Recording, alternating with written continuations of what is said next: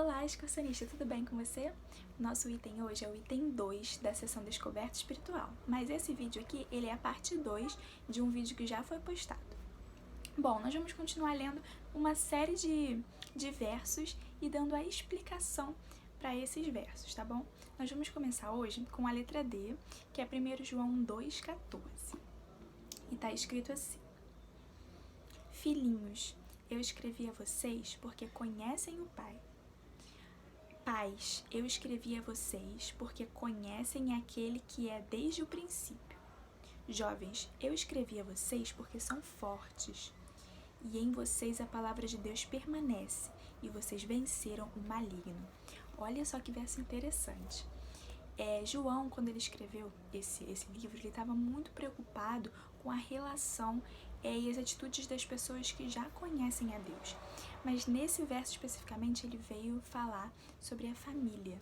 Então ele citou aqui os pais que já conhecem a Deus e a responsabilidade enorme que eles têm. Nós sabemos que os filhos são responsabilidade dos pais e da mesma maneira a responsabilidade que os pais passem o conhecimento de Jesus para os filhos, que incentivem eles a estudarem a Bíblia, que incentivem eles a ter uma vida cristã. E aí esse verso também dá características dos jovens que estão firmados na palavra de Deus. Esses jovens firmados, eles são fortes, mas eles não são fortes por si mesmos. Eles são fortes porque acreditam e porque confiam na palavra de Deus. Perseveram na oração. São pessoas que realmente estão focadas em Jesus. Dessa maneira eles são fortes. E esses jovens que são fortes e que estão firmados na palavra já venceram o maligno. Ou seja, vencem as tentações, vencem as provações. Não quer dizer que você não vai ter tentação, que não vai ter provação. Pelo contrário, vai ter muita. Mas com a palavra de Deus e com a fé, é possível que nós vençamos todas essas tentações, todos esses obstáculos que vão aparecer na nossa vida espiritual. Então vamos continuar.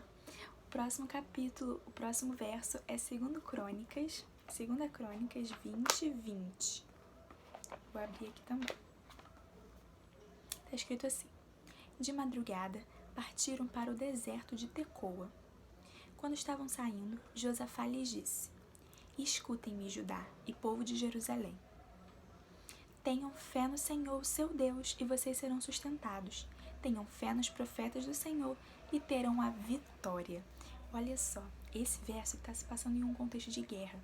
O povo de Israel, o povo de Judá, eles viviam um contexto de guerra.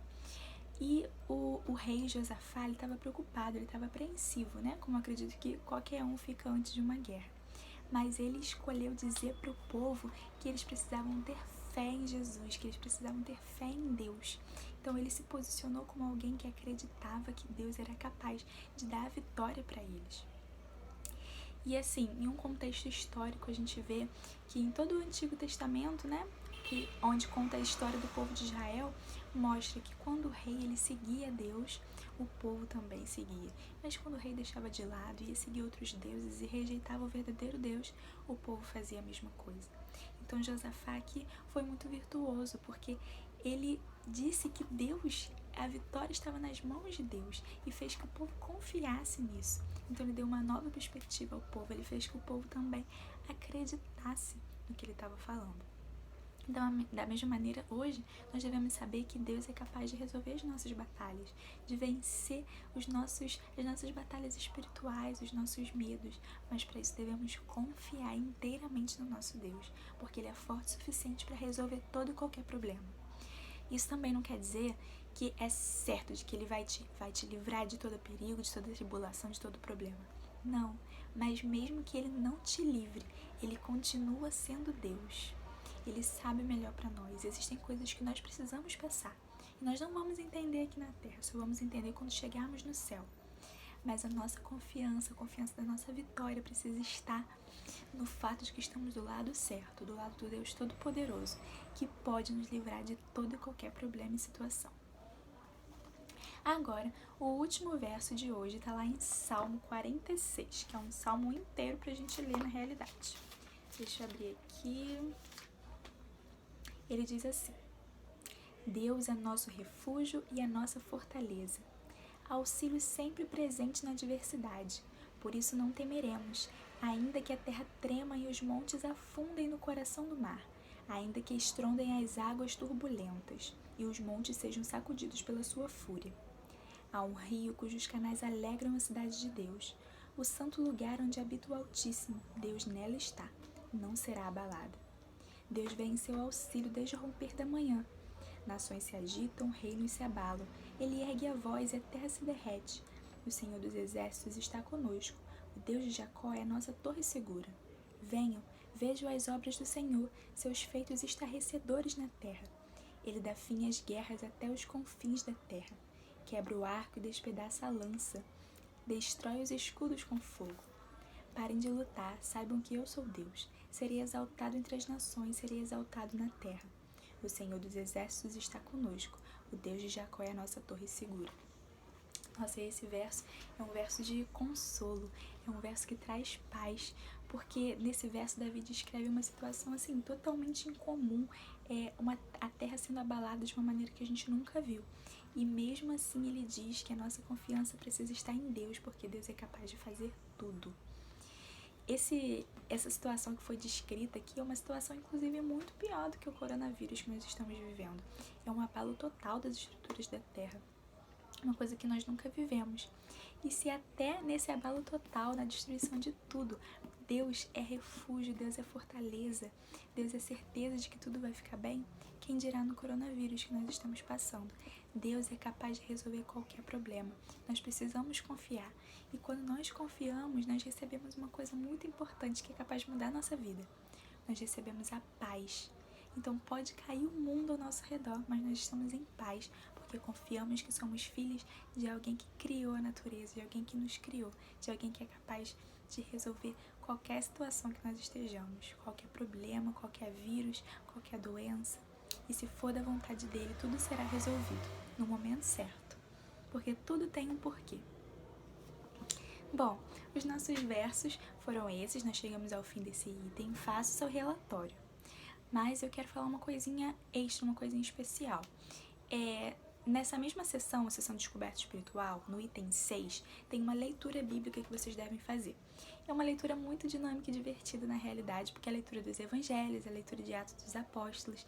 Então, uma leitura muito legal. Vai englobar Mateus, Marcos, Lucas, João e Atos. Eu quero incentivar que vocês realmente leiam, porque é algo que vai trazer um acréscimo espiritual a vocês. Mateus, ele está falando de um Messias que foi prometido desde o Antigo Testamento. Então ele vai trazer várias maneiras de provar que Jesus é o prometido, que ele é o Messias. Ele vai trazer palavras de antigos profetas, ele vai trazer a genealogia de Jesus e ele vai enfatizar bastante isso. Já o livro de Marcos, ele foi escrito especialmente para os cristãos de Roma. Então, ele vai enfatizar o sofrimento de Jesus, vai enfatizar o sofrimento daqueles que vão seguir a Jesus e o desejo que Jesus tinha de curar a todas as pessoas, quão bondoso ele era.